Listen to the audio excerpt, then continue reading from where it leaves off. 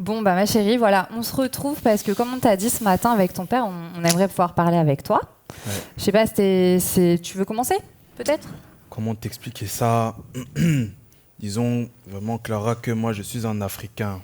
Disons que je suis un Africain, donc je préfère laisser Christelle dire ces choses-là parce que la nouvelle est vraiment difficile. Vraiment. Bon, ton père, il essaye là de te faire un peu peur, mais c'est juste pour te dire que voilà, avec ton père, ça fait plusieurs mois qu'on réfléchit ensemble et on a décidé de divorcer.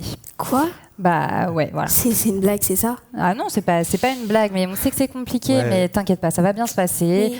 Mais, On a tout prévu pour que ça aille. mais pourquoi? Je comprends pas. Elle ne cuisine les gâteaux que au beurre. tu peux Tous les arrêter. soirs, je mange des pâtes.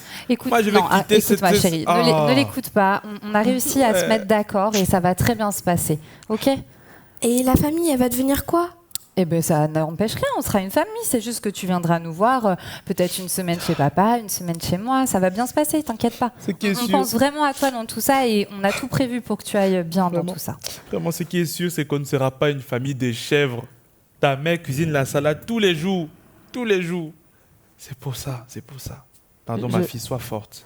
Bon, écoute ma chérie, si tu veux, on en reparle toutes les deux plus tard.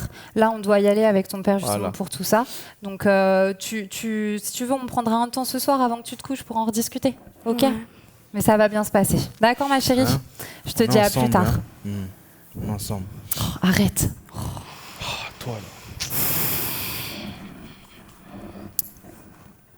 C'est pas possible.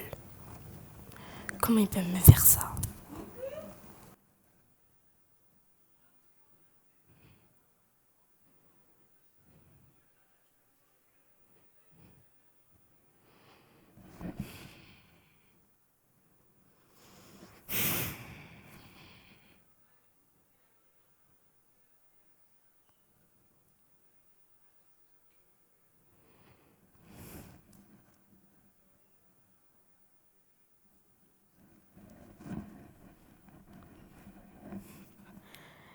Vraiment, Seigneur, je te prie pour que j'ai la paix dans mon cœur et que mon année se passe bien. Apaise-moi et aide-moi à passer quand même une bonne fin de semaine, une bonne année et donne-moi de la réussite même avec ces conditions. Aide-moi à vraiment à avoir le cœur apaisé. Amen.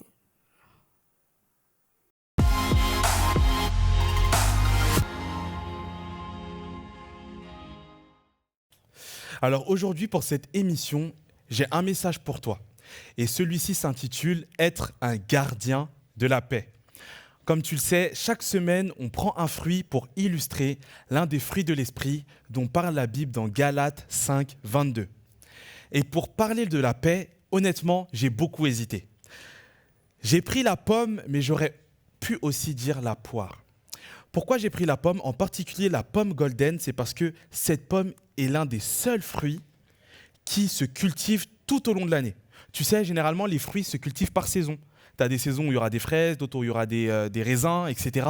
Mais la pomme golden, elle, on peut la cultiver toute l'année. Comme la paix de Jésus que je vous encourage à cultiver tout au quotidien, tous les jours au quotidien, tout au long de l'année.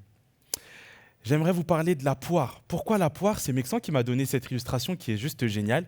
En fait, il m'expliquait qu'il y a une expression célèbre qui dit, en fait, pour dire on fait un compromis en quelque sorte, on coupe la poire en deux. Vous comprenez un peu ou pas?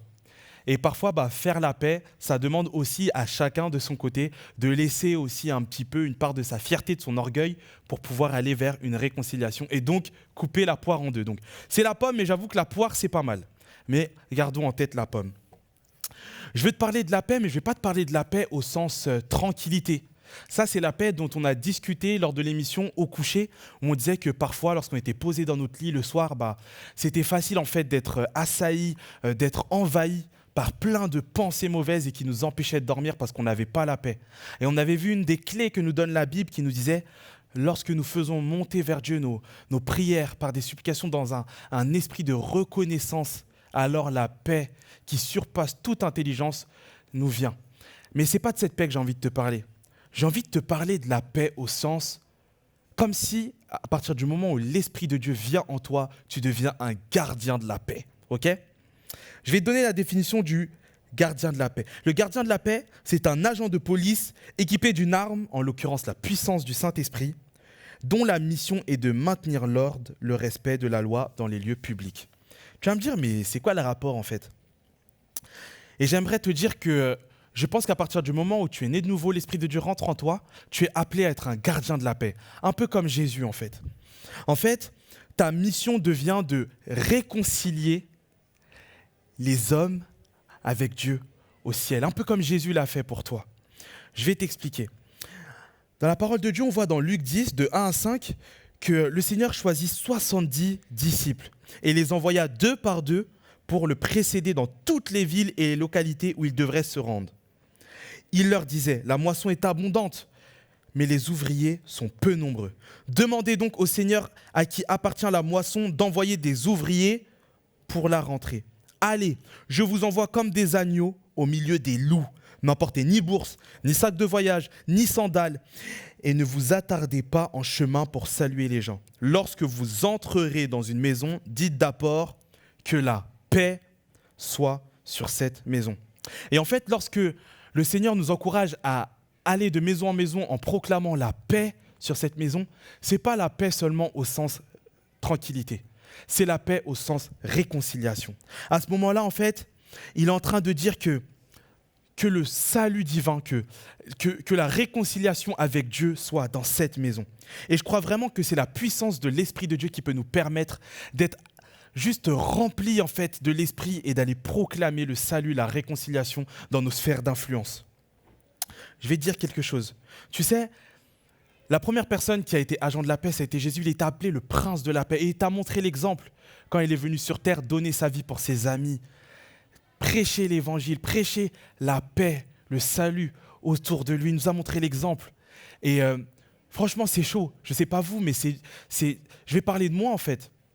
Dans mes débuts dans la foi, c'était dur en fait d'aller voir mes potes et d'aller parler de Jésus, d'aller parler de la bonne nouvelle de l'évangile et d'aller parler de la réconciliation, du fait qu'il y avait un Dieu qui les aimait et qui a juste envie d'être réconcilié avec eux. C'était dur.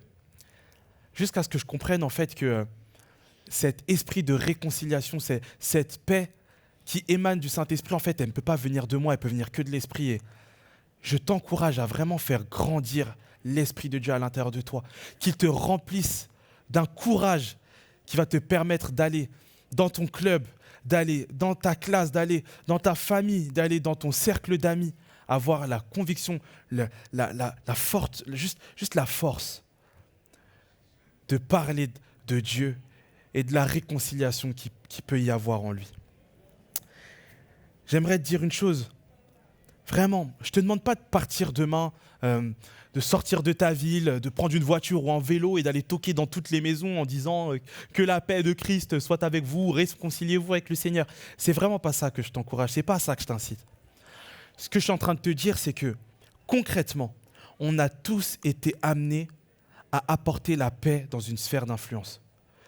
Aujourd'hui, quelle est ta sphère d'influence? Pose-toi cette question.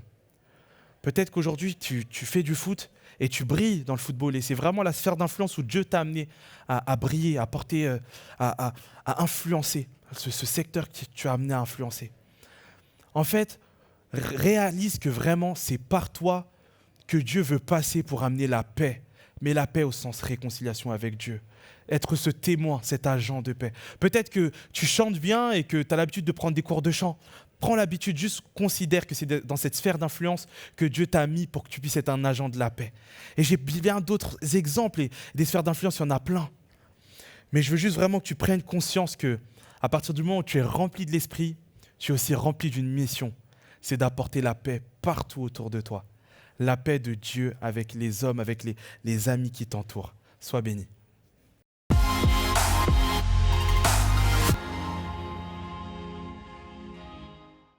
Et nous voilà, Stéphane, après ton message, on se retrouve pour une rubrique Biblioli. Donc forcément, vous connaissez tous déjà un petit peu le concept, je crois. Stéphane, tu t'en souviens, rassure-moi. Bien sûr. Ok, ça va, j'ai la paix. J'ai la paix. J'ai la paix, amen, ma sœur. Amen. Alors, donc, cette rubrique, c'est tout simple. Vous avez juste à prendre votre téléphone ou le téléphone de vos parents d'aller directement sur l'application Holibib. Donc, je vais vous montrer concrètement sur mon téléphone et on va regarder ensemble un plan qu'on vous lance, qu'on vous met au défi de lire les prochains jours. Donc, vous allez sur l'application Holy Bible. Donc moi, là, c'est la mienne. Bonjour Christelle, etc. Vous allez dans Plan, ici. Donc là, on voit par exemple un plan que moi, je suis en train de lire actuellement. Et vous allez sur la petite loupe. Vous notez le titre du plan qui est « La paix de Dieu ». Oups. La paix de Dieu. Et là, vous faites rechercher et c'est le deuxième plan qui s'affiche en 4 jours. Donc celui-ci, ça va. 4 jours, c'est pas très long. Calme, 4 jours, ça va. Donc c'est un plan qui parle de la paix. Ça va vous permettre d'approfondir ce qu'on s'est dit aujourd'hui. Et en plus, c'est un plan un petit peu particulier parce que lui, ce plan-là, vous pouvez le lire entre amis, en famille, entre potes. Enfin, c'est un plan qui est vraiment bien fait parce que vous verrez qu'à la fin de la petite méditation de chaque jour, il y a des questions pour aller plus loin qu'on peut se poser et discuter ensemble, tout simplement. Donc c'est simple, vous cliquez sur commencer ce plan. Moi je mets toujours seul et en privé et hop, il apparaît dans vos plans. Voilà, c'est bon, je vous ai donné ce qu'il fallait pour pouvoir continuer d'approfondir la paix. Yes, on va faire un sondage sur Instagram où on va vous demander qui fait les plans là, de la Bible, on va savoir qui est qui. Allez, on passe à la suite. À tout de suite.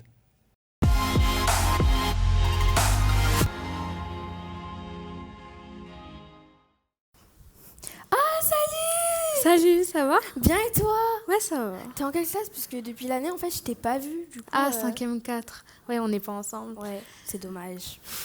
Et du coup, ça va, les frères et sœurs, la famille et tout? Bof, hein. Oh, pourquoi? Hier, mes parents m'ont annoncé qu'ils allaient divorcer. Oh non! Et ça va, tu tiens le coup? Pas du tout.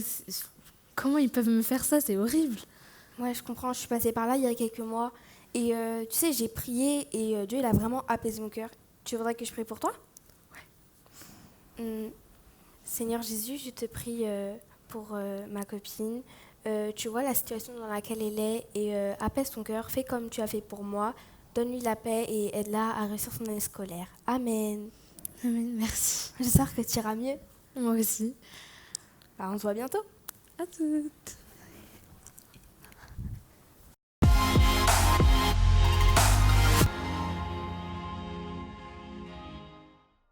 L'émission touche déjà à sa fin. On est vraiment content d'avoir pu discuter sur la paix avec vous aujourd'hui. Oui. On n'a plus qu'à vous dire à très vite, à dans 2 semaines pour la prochaine émission. Va dans ta chambre. Et ouais, à dans 2 semaines, Ça y est béni.